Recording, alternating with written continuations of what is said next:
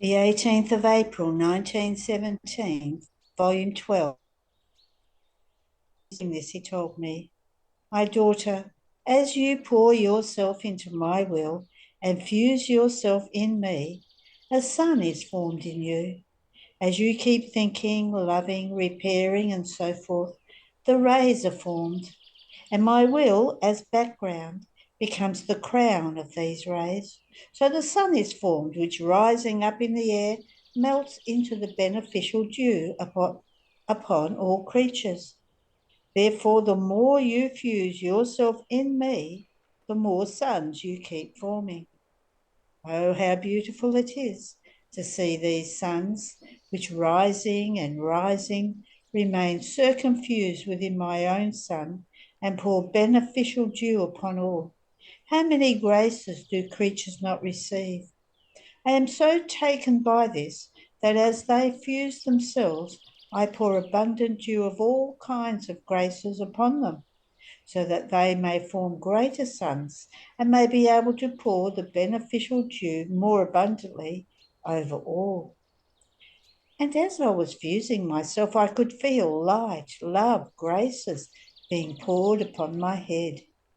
End of the reading. The 18th of April, 1926, Volume 19. The Divine Will symbolized by the wind. The divine will is the depository of the divine works, and it must also be the depository of the works of creatures. I felt all shrunken within myself, and I tried to fuse myself in the holy divine will, to run along with it so as to keep it company in its works, and to requite it, at least with my little I love you. Now, while I was doing this, my sweet Jesus, coming out from within my interior, told me, my daughter, courage. Do not pay attention to your littleness. What you must care about is to keep your littleness in my will, because by being in it, you will be dissolved in it, and my will, like wind, will bring the freshness it possesses into your act as refreshment for all creatures. It will bring a warm wind to inflame them with my love. It will bring a cold wind to extinguish the fire of their passions. And finally, it will bring a humid wind to produce the vegetation of the seed of my will. Have you ever experienced the effects of the wind? How it can turn the air almost instantly from warm into cold, from humid into a most fresh and refrigerating air? My will is more than wind, and your acts in it, by agitating it, move the winds it contains and produce admirable effects. Then all these winds, united together, invest the divine throne and bring to their creator the glory of his will operating in the creature. Oh, if everyone knew what it means to operate in the supreme fiat and the prodigies it contains, they would all compete to operate in it. See, our will is so great that we ourselves make it the depository of our works. In our will, we deposited the creation, that it may remain ever beautiful, fresh, whole, new, just as we issued it from our creative hands. In our will, we deposited the redemption, that it might be always in the act of redeeming. And my birth, my life, my passion and death might be always in the act of being born, of living, of suffering, and of dying for the creature. In fact, our will alone has the virtue and the power to maintain the work done always in act, and to reproduce that good as many times as one wants. Our works would not be safe if they were not deposited in our will. If it is so with our works, much more so should it be with the works of the creatures. To how many dangers are they not subject when they are not deposited in our will? How many changes do they not undergo? Therefore, all our contentment is when we see that the creature makes the deposit of her acts in the supreme volition. These acts, though small, and also the trifles of the creature, compete with our acts, and we delight in seeing her industriousness, that in order to place her trifles in safety, she deposits them in our will. Now, if our will was the depository of creation and of redemption, it must also keep the deposit of the fiat on earth as it is in heaven. Here is the reason for my pushing, so that you may do nothing without depositing it in it. If you do not form this deposit of all of yourself, of your little acts, and even of your trifles, not having its full triumph over you, my fiat will not be able to carry out its fiat on earth as it is in heaven. End of the reading. The 18th of April, 1927, volume 21. The resurrection of our Lord gave to creatures the right to rise again. Difference that exists between one who operates in the divine will and one who operates outside of it. I was following the holy divine volition in the act in which he rose again from the sepulchre, glorious and triumphant, and my loving Jesus coming out from within my interior told me, my daughter, by rising again, my humanity gave to all creatures the right to rise again, not only with their souls to glory and to eternal beatitude, but also with their bodies. Sin had taken away from creatures these rights to rise again. My humanity, by rising again, gave them back to them. It enclosed the seed of the resurrection of all, and by virtue of this seed that was enclosed within me, everyone received the good of being able to rise again from death. One who does the first act must have such virtue as to enclose within himself all the other acts that the other creatures must do, in such a way that by virtue of the first act, others may imitate him and do the same act. How much good did the resurrection of my humanity not bring, giving to all the right to rise again? Because man had withdrawn from my will, glory, happiness, honours, everything had failed for him. He had broken the link of connection that, connecting him with God, gave him the rights to all the goods of his Creator. And my humanity, by rising again, connected this link of union, returning to him the rights he had lost, and giving him the virtue of rising again. All the glory, all the honour is of my humanity. Had I not risen again, no one could rise. From the first act came the succession of acts similar to the first. See what the power of a first act is? My Queen Mama did the first act of conceiving me. In order to be able to conceive me, eternal Word, she enclosed within herself all the acts of creatures in order to repay her Creator, so as to be able to say to him, I am the one who loves you, adores you, satisfies you for all. So finding everyone in my mama, even though my conception was one, I was able to give myself to all as life of each creature. The same for you, my daughter. As you do your first acts in my will, the other creatures receive the right to enter into it and to repeat your acts in order to receive the same effects. How necessary it is that even just one alone do the first act. In fact, it serves to open the door, to prepare the raw materials, to form the model, in order to give life to that act. Once the first is done, it is easier for others to imitate it. This happens also in the low world.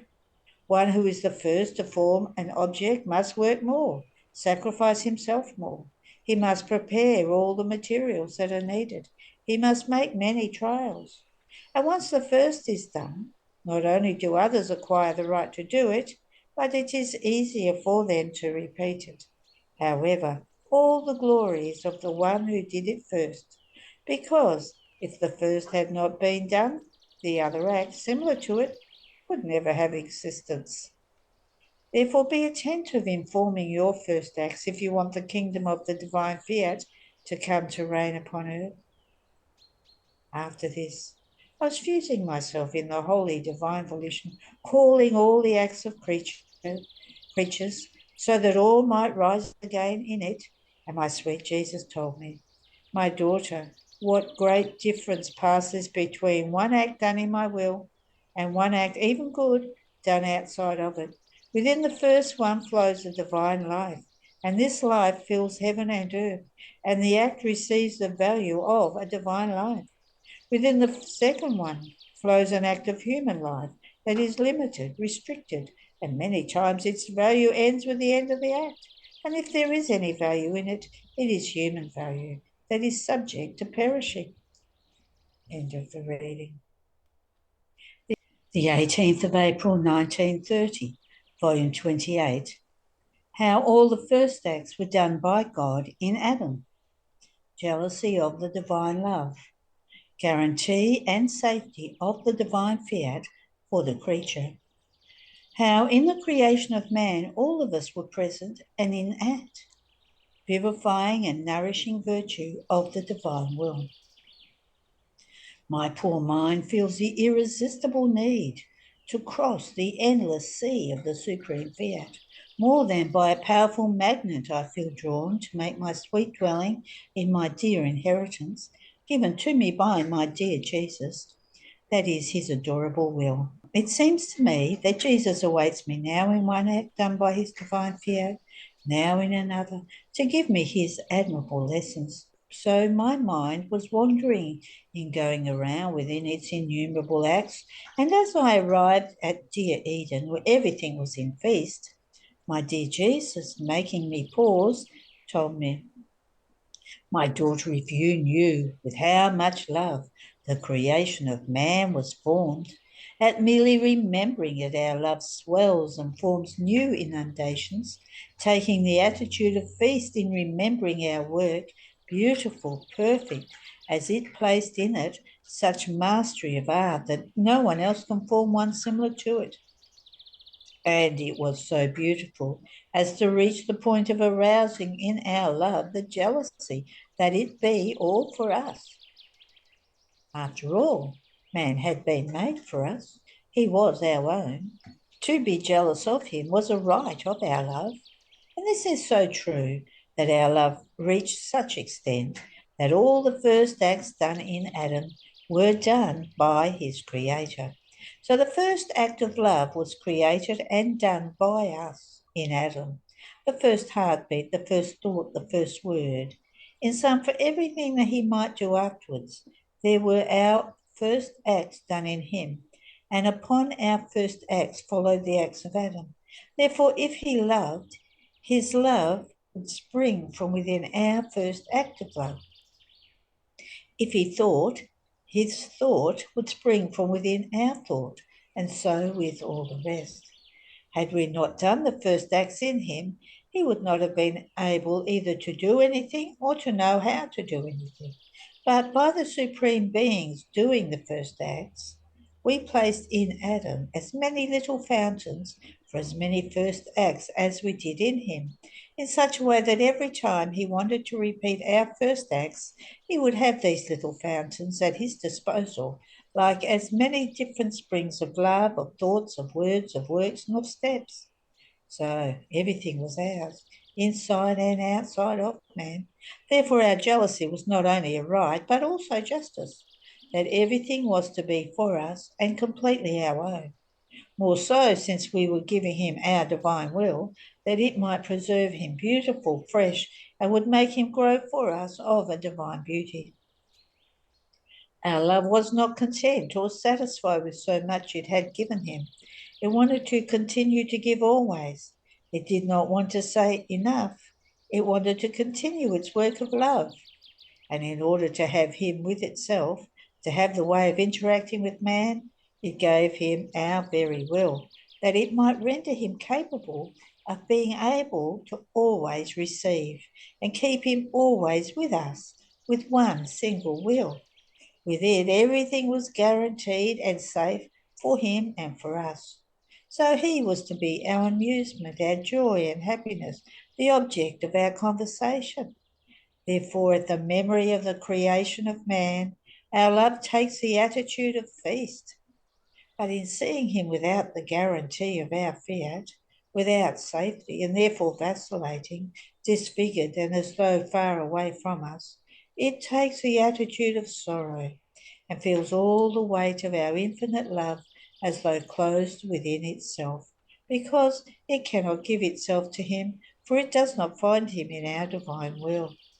But this is not all. It was not only for Adam that our love so poured itself, but it reached the point of doing all the first acts from which all the human acts were to have life. And each creature that was to come to daylight was present in that act of the creation of man.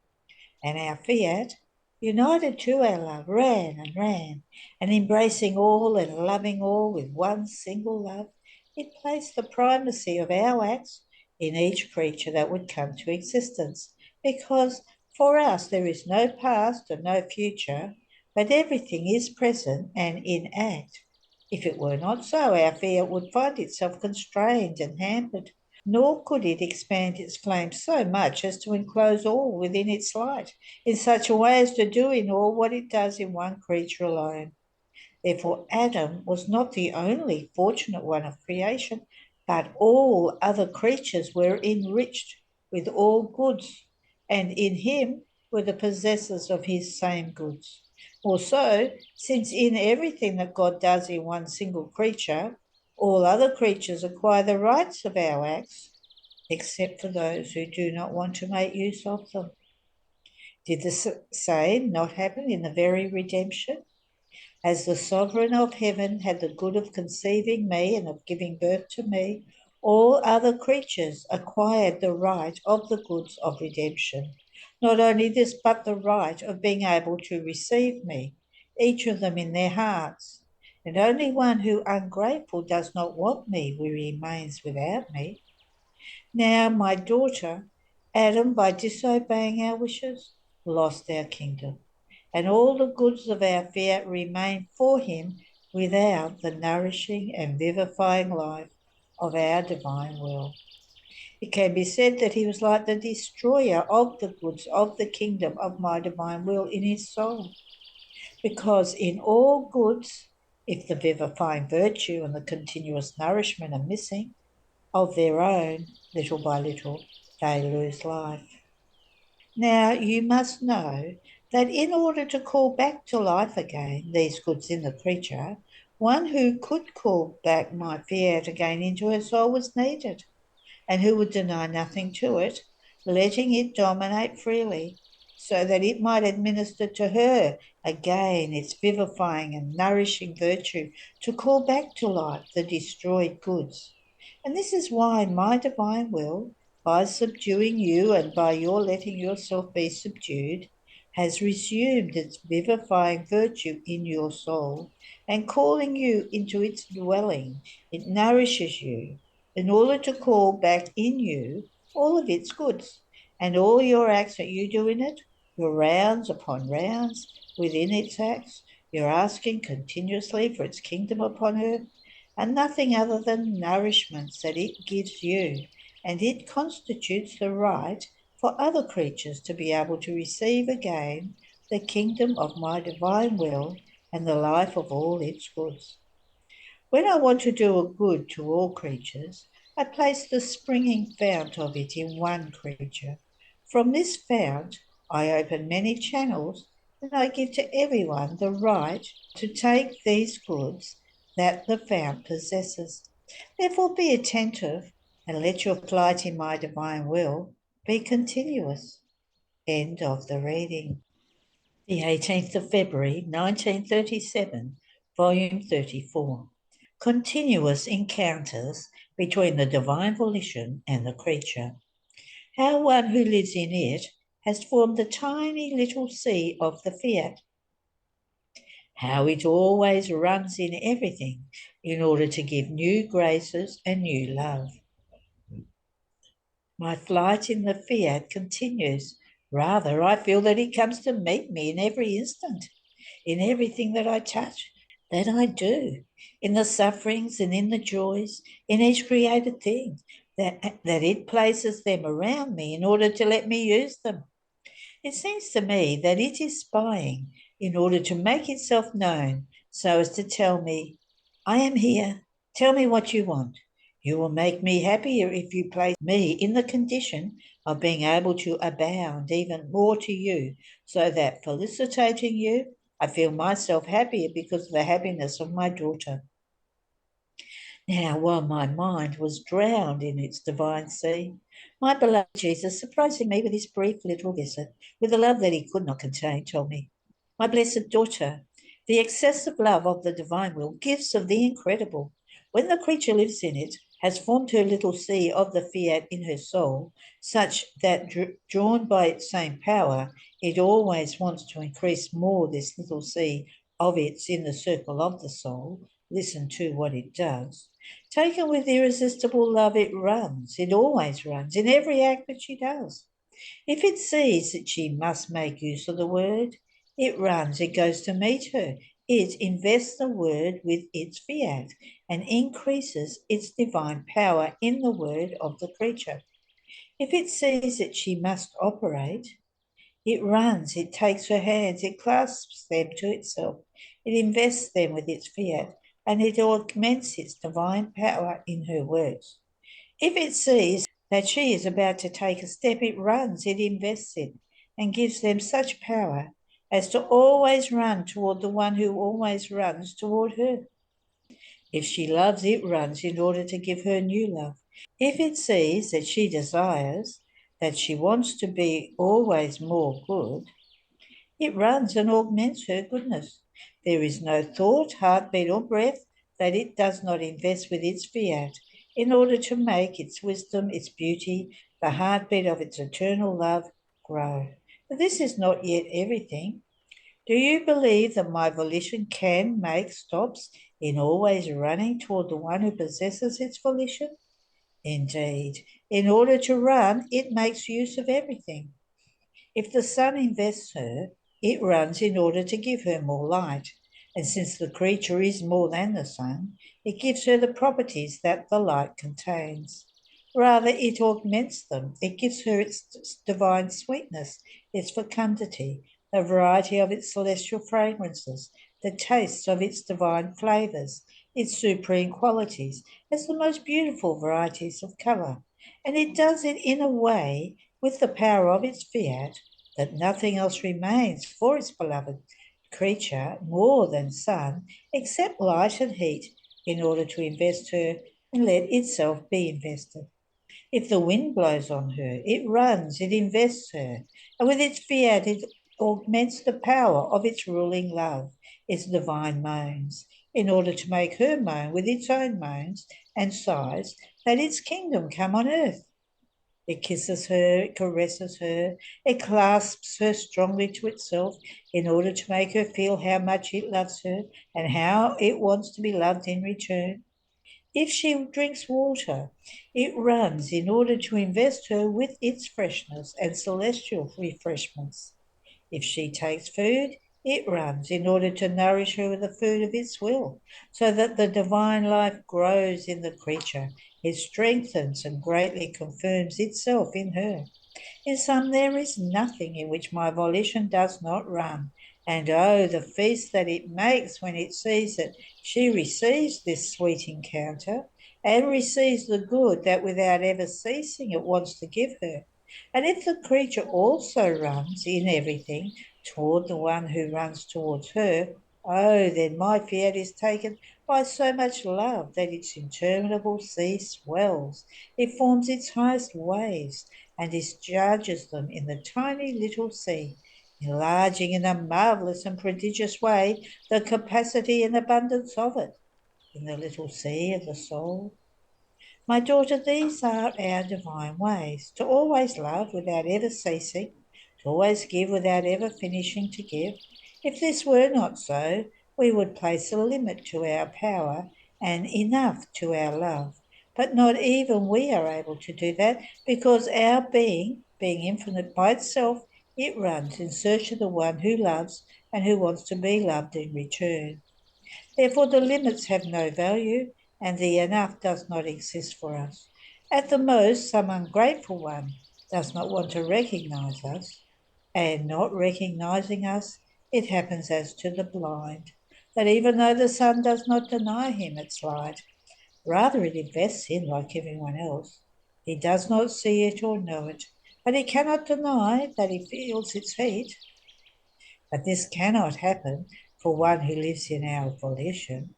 Already it itself keeps watch over her in the act of continuous expectation of receiving our encounters in order to encounter each other, our courses in order to run together. And if our love, in order to make her run even more, hides our courses while we run the same, oh, how the poor daughter writhes, so much so that we are constrained to immediately break the veil of concealment and tell her, we are here, calm yourself. Do not fear that we will ever leave our daughter, the daughter of our volition. And in order to calm her, we let her feel our love more vividly, and we abound with greater graces. End of the reading. There are no more readings today.